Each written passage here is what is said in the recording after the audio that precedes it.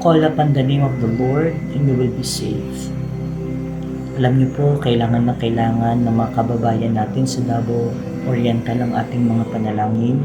Kaya naman po, in behalf ng GFCC, kami po ay nanghihikayat na samahan niyo po kami sa malawakang pananalangin para po sa mga kababayan natin, mga kapwa natin mananampalataya na nasa lugar na tinamaan po ng 7.6 magnitude na lindol.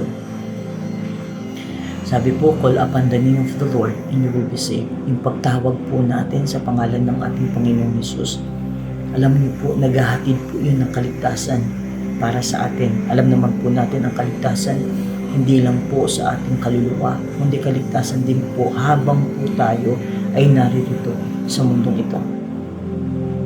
Kaya naman po sa pagkakataong ito, dahil kailangan po ng mga kababayan natin ang ating urgent and emergency prayer, ibigay po natin, mag-intercede po tayo para po sa ating mga kababayan. Samahan niyo po ko sa pananalangin. Ama naming Diyos na makapangyarihan sa lahat, hindi po kaila sa inyo ang nangyaring lindol, 7.6 magnitude na lindol po na tumama sa Davao Oriental, sapagkat Lord, nababatid mo ang lahat ng bagay. You are omniscient God. Alam niyo po ang lahat ng nangyayari. You are omnipresent God. Sumasa lahat kayo ng dako, aming Diyos. Kaya naman po sa pagkakataong ito, Lord, nakikita mo kung sino yung makababayan namin na kailangan, Lord, ng present help, yung agad-agad na tulong sa mga oras na ito, Panginoon. Lord, kung may mga kababayan kami, mga kapwa naming mananampalataya, kung mga kamag-anak, Panginoon, na naroroon, Lord, tulungan mo po sila, yung mga kababayan namin na natrap sa kanilang mga tahanan, daganan ng mabibigat na bagay, hindi makalabas sa mga establishmento, Panginoon. Lord, tulungan mo po sila, mga nasugatan, Panginoon, mga nahimatay, tulungan mo po sila, Panginoon. Dahil alam po namin na yung tulong mo ay agad-agad para sa kanila, Panginoon. Dalangin din po namin, Lord, yung kanilang realization sa mga oras na ito, Panginoon. Ano po ang realization na dapat nilang malaman?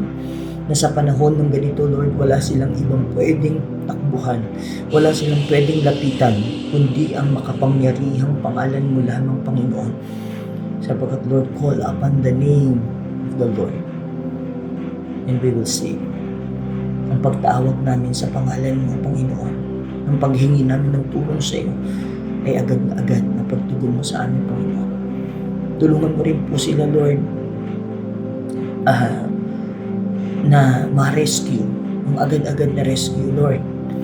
Tulungan mo po ang kanilang government officials, mga leaders po nila, Panginoon. Tulungan mo rin po yung mga public servants, Lord, mga netizens, Lord, na magkaroon ng concern, magkaroon sila ng pagmamalasakit sa kanilang kababayan, sa kanilang kapwa, Panginoon. Kaya mo, Lord, yung bayanihan, yun nga po, Panginoon, ang naipamalas, Lord, sa pagkakataon ito, Panginoon. Tulungan mo rin po sila, Lord, na ma-restore yung traumatic experience, anxiety nila, pang depression, stress, Lord, sa mga oras na ito, fear, yung kanilang takot, Panginoon. Lord, tulungan mo ma-restore, mapalitan ito, Panginoon, ng pag-asa na nagmumula sa iyo, na lahat ng bagay is according to your purpose and will. May layunin ka sa lahat ng nangyayari sa buhay namin, Panginoon. At merong laging mabuting plano sa kabila ng mga ganitong pagkakataon, Panginoon. Restore them mightily, Lord, in the name of Jesus.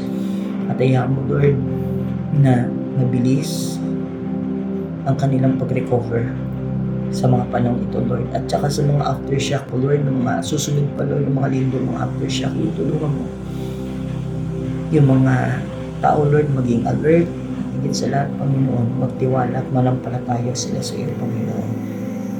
Sapagkat, Lord, alam namin, kapag kami, Panginoon, ay nasa iyo, kapag kami nananampalataya sa iyo, Panginoon, in your hands, we are secure. Maraming salamat po muli as a Filipino, Lord, bilang isang Pilipino at kapwa kababayan, Panginoon. Nilalapit po namin sila sa inyo, Panginoon. Kahabagan at bigyan mo sila ng agarang tulong Sa pangalan ng Diyos Ama, Diyos Anak, Diyos Espiritu Santo. Amen. Maraming salamat po and God bless everyone.